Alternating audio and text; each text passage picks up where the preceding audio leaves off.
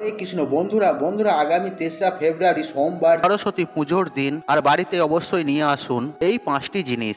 এর ফলে আপনার বাড়িতে ধন দৌলতে ঐশ্বর্যতে ভরে উঠবে। আর আমরা প্রত্যেকেই জানি যে মা সরস্বতী হচ্ছে বিদ্যা বুদ্ধির দেবী এবং জ্ঞানেরও দেবী। আর মা সরস্বতীর আশীর্বাদ না থাকলে জীবনে যে কোনো কাজই আপনি হাত দিন না কেন তাতে সফল হতে পারবেন না, কারণ জ্ঞান ও বিদ্যার প্রয়োজন আমাদের সারা জীবন ধরেই থাকে। আর বাড়িতে যদি কোনো শিক্ষার্থী থাকে বা স্টুডেন্ট থাকে, তাহলে সেই জিনিসগুলি মায়ের চরণে তার হাত দিয়ে নিবেদন করান। এর ফলে সেই বিদ্যার্থী বিদ্যায় উন্নতি করবে। বন্ধুরা, আজকের ভিডিওতে অত্যন্ত একটি গুরুত্বপূর্ণ বিষয় নিয়ে আপনাদের সাথে আলোচনা করব। বন্ধুরা, সামনেই আসতে চলেছে সরস্বতী পুজো, আর কয়েকদিনই বাকি রয়েছে। সাধারণত মাঘ মাসে শুক্লপক্ষে পঞ্চমী তিথিতেই সরস্বতী পুজো হয়ে থাকে। আর বসন্তকালে এই উৎসবটি হয় বলে একে বসন্তী পঞ্চমী বলা হয়ে থাকে।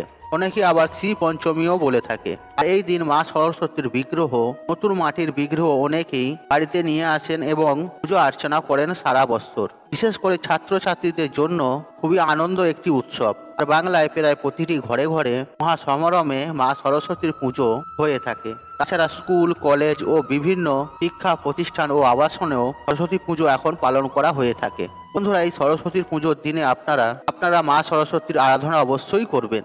আপনি বাড়িতে নতুন বিগ্রহ নিয়ে আসুন, বা যেই বিগ্রহ আপনার বাড়িতে সর্বদা পূজিত সেই মায়ের পুজো দিন, অথবা কোনো পটে পুজো করুন। আর যেইভাবে মায়ের পুজো করুন না কেন বন্ধুরা, মা সরস্বতীর চরণে কিন্তু এই 5টি জিনিস অবশ্যই অর্পণ করবেন। আর এই সরস্বতী পুজোর দিন এই বিশেষ জিনিসগুলো কোনো বিদ্যার্থীকে দিয়ে নিবেদন করার চেষ্টা করবেন, তাহলে সে তার শিক্ষা জগতের আরো বেশি সুনাম পাবে ও সফলতা পাবে। চলুন বন্ধুরা, মূল পর্বে প্রবেশ করা যাক। বন্ধুরা, প্রথমে যে জিনিসটি আপনারা বাড়িতে ক্রয় করে নিয়ে আসবেন, আর সেটি হচ্ছে একটি ময়ূরের পালক। হ্যাঁ বন্ধুরা, এই ময়ূরের পালক মা সরস্বতীর অত্যন্ত প্রিয়। আর ভগবান শ্রীকৃষ্ণের সাথে সাথে অনেক দেবী দেবতারও অত্যন্ত প্রিয় হচ্ছে এই ময়ূরের পালক। আর ময়ূরের পালক বাড়িতে রাখা অত্যন্ত শুভ।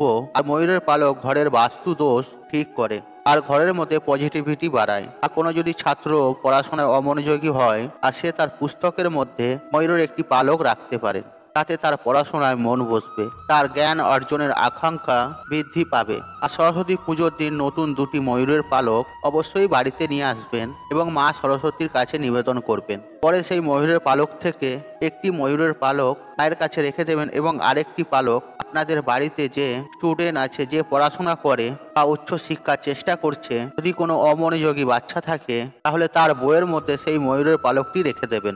খুব একটা ভালো ফল পাবেন। বন্ধুরা, এর পরের যে বিষয়টি হলো, যেটি আপনাদের ঘরে ক্রয় করে আনতে হবে, দ্বিতীয় যে জিনিসটি হলো একটি মাটির দোয়াত এবং একটি খাগের কলম। বন্ধুরা, এই 2টি জিনিসই মা সরস্বতীর কাছে অবশ্যই নিবেদন করবেন। আগে বলা হতো যে একটি বাড়িতে যতজন শিক্ষার্থী আছে ততগুলো দোয়াত ও খাগের কলম মা সরস্বতীকে চরণে নিবেদন করা হতো।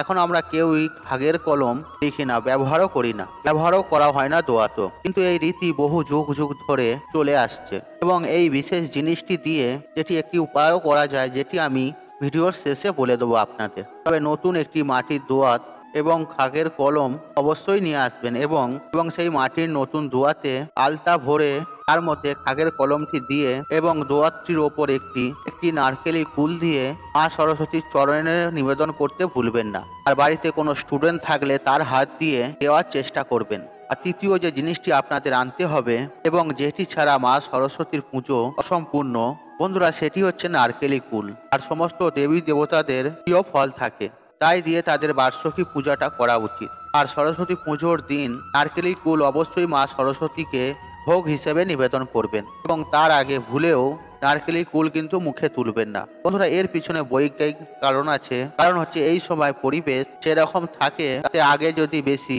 খেয়ে ফেলা হয় তাহলে কিন্তু নানা প্রকার শারীরিক অসুবিধা দেখা দিতে পারে। আর ধার্মিক মান্যতা হচ্ছে আর নারকেলি কুল মা সরস্বতীর অত্যন্ত প্রিয়, তাই মা সরস্বতীর কাছে নিবেদন করে তারপর সেটি প্রসাদ হিসেবে খাওয়ার ব্যাপারে কিন্তু আলাদা। তাই বন্ধুরা, সরস্বতী পুজোর দিন মা সরস্বতীর প্রিয় নারকেলি কুল আনতে ভুলবেন না। তাছাড়া মা সরস্বতীর প্রিয় ফল হচ্ছে শাকালু, শসা ইত্যাদি জিনিসও আপনারা অর্পণ করতে পারেন। আর অনেকের বাড়িতে জোড়া সবজিও নিবেদন করা হয়। জোড়া সবজি বলতে যেমন জোড়া সিম, জোড়া কড়াইশুঁটি, এরকমও নিবেদন করার নিয়ম আছে, আর যাদের বাড়ির যেরকম নিয়ম। তবে নারকেলি কুল কিন্তু সবাইকে নিবেদন করতে হবে, তাই সরস্বতী পুজোর দিন অবশ্যই নিবেদন করবেন। বন্ধুরা এর পরের যে জিনিসটি আপনারা বাড়িতে নিয়ে আসবেন সেটি হচ্ছে নারকেলি কুল, এবং সেই কুলগুলিকে ভালোভাবে ধুয়ে মা সরস্বতীর কাছে নিবেদন করবেন।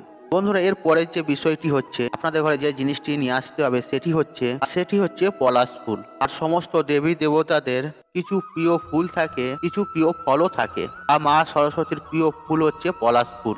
আর এই সময়টি এমন যে আর পলাশ ফুল কিন্তু খুব ভালোভাবে দেখতে পাওয়া যায়। আর পলাশ ফুল যদিও এই সময় খুব ভালোভাবে পাওয়া যায়, এই সময়টায় পলাশ ফুলের সিজন, কিন্তু তাও সরস্বতী পুজোর দিন পলাশ ফুলের কুঁড়ি পাওয়া মুশকিল হয়। কেন বলুন তো বন্ধুরা? মা সরস্বতীর অত্যন্ত প্রিয় ফুল এই পলাশ ফুল, সবার আগে ভাগে জোগাড় করে নেওয়া চেষ্টা করে, তাই আপনিও পলাশ ফুল অবশ্যই জোগাড় করবেন। আর সরস্বতী অঞ্জলি দেওয়ার সময় আর প্রত্যেকেই একটি করে পলাশ ফুল দিয়ে মা সরস্বতীর অঞ্জলি দিন। আর বাড়িতে ছাত্রছাত্রী থাকলে তাকে পলাশ ফুল দিয়ে মা সরস্বতীর অঞ্জলি দেওয়ানোর চেষ্টা করুন। আর যদি পলাশ ফুল একটি কুড়িও যদি জোগাড় করতে না পারেন, তাহলে কাঁচা হলুদ রঙের যে কোনো ফুল দিয়ে সরস্বতী পুজো করা যেতে পারে। মা সরস্বতীর কাঁচা ফুলও হলুদ রঙের ফুলও অত্যন্ত প্রিয়, তাই হলুদ রঙের ফুল মাকে অর্পণ করলে মা সরস্বতী খুশি হবেন। আর হলুদ রঙের ফুলের মালা গেঁথেও মা সরস্বতীকে পরাতে পারেন ও সাজাতেও পারেন। তাই সরস্বতী পুজোর দিন ফুলের জোগাড় যখন করবেন আর হলুদ রঙের গাঁদা ফুল মালা অবশ্যই নিয়ে আসবেন। আর অবশ্যই নিয়ে আসবেন পলাশ ফুল এবং আম পল্লব, বেলপাতা ও দুব্বা। বন্ধুরা আম পল্লব তো পুজোর কাজে লাগে আর আমরা প্রত্যেকেই জানি, আর আম পল্লব দিয়ে ঘট স্থাপন করা হয়। কিন্তু আমের মুকুল সরস্বতীর পুজোর কিন্তু একটিও অত্যন্ত প্রয়োজনীয় উপকরণ, তাই আমের মুকুল জোগাড় করার চেষ্টা অবশ্যই করবেন। আর আমের মুকুল কিন্তু আপনাকে জোগাড় করতে হবে, বা আপনি ফুলওয়ালাদের কাছেও পেয়ে যেতে পারেন। আর বাড়িতে কোনো ছাত্রছাত্রী থাকলে তার হাত দিয়ে মাকে আমের মুকুল নিবেদন করার চেষ্টা করবেন। আর এই জিনিসটিও মা সরস্বতীর অত্যন্ত প্রিয় এবং মায়ের পুজোয় অবশ্যই লাগে। বন্ধুরা আমি আগেই আপনাদের বলেছিলাম যে মাটির দোয়াত, খাদের কলম অবশ্যই মা সরস্বতীর চরণের কাছে নিবেদন করবেন। বন্ধুরা এই দোয়াতটি আলতা দিয়ে পূর্ণ করবেন, এবং এই দোয়াতের মধ্যে যে আলতাটি আছে, সরস্বতী পুজো হয়ে যাওয়ার পর যারা বিদ্যার্থী আছেন বা যারা চাকরি বা উচ্চ শিক্ষার জন্য পড়াশোনা করছেন, তাদের সবার কপালে সেই আলতার থেকে তিলক লাগিয়ে দেবেন, এবং সেই তিলক সরস্বতীর পুজো সারাদিন থাকতে দেবেন। বন্ধুরা যদি এই আলতাটি সুন্দরভাবে সংগ্রহ করে রাখতে পারেন, তাহলে আপনারা কোনো সারা বছর ভালো কাজে যাওয়ার আগে সেখান থেকে সামান্য পরিমাণ আলতা নিয়ে কপালে তিলক করে ভালো কাজে যেতে পারেন, তাহলে সেই কাজে কিন্তু অবশ্যই সফলতা পাবেন। বন্ধুরা সরস্বতীর পুজোর দিন কিন্তু খুব সকাল সকাল ঘুম থেকে উঠে পড়বেন, এরপর স্নান পর্ব সেরে মাকে পুজো অঞ্জলি দেবেন, এবং এই দিন কেউ কেউ কাঁচা হলুদ মেখে স্নান করে থাকেন, এবং পরিষ্কারভাবে স্নান করে শুদ্ধ বস্ত্র পরে, অনেকেই সাদা বা হলুদ রঙের বস্ত্র পরে মা সরস্বতীর আরাধনা করা উচিত। আর কাঁচা হলুদও মা সরস্বতীর কাছে আপনারা নিবেদন করতে পারেন। আর সরস্বতী পুজো হচ্ছে শুধুমাত্র বিদ্যার্থীদের জন্য নয়, এই সরস্বতী পুজো সবারই। তাই সরস্বতী মায়ের আরাধনা কিন্তু আমাদের সকলকে করা উচিত, কারণ জীবনে জ্ঞানের প্রয়োজন কখনোই বন্ধুরা শেষ হয় না, আর সর্বদাই আমাদের জ্ঞান অর্জন করতে হয়, তা না হলে আমাদের জীবনে কোনো ক্ষেত্রেই সফলতা অর্জন করতে পারা যায় না। বন্ধুরা আশা করছি এই ভিডিওটি আপনাদের ভালো লেগেছে, তাহলে ভিডিওতে একটি লাইক করুন, একটু কমেন্ট করুন, একটি শেয়ার করুন, এবং বন্ধু বান্ধব আত্মীয়জনদের সাথে শেয়ার অবশ্যই করুন। মনে রাখবেন আপনার একটি শেয়ার অনেক মানুষকে উপকৃত করে তুলতে পারে। আপনি যদি আমার চ্যানেলে নতুন হয়ে থাকেন, তাহলে চ্যানেলটি অবশ্যই সাবস্ক্রাইব করুন এবং পাশে থাকা নোটিফিকেশন অন রাখুন, কারণ এই রূপ নিত্য নতুন ভিডিও সবার আগে দেখার জন্য। ঈশ্বর আপনার মঙ্গল করুক, আপনি সুস্থ থাকুন, নিরোগ থাকুন, আপনার দিন মঙ্গলময়। হরে কৃষ্ণ কৃষ্ণ কৃষ্ণ হরে হরে।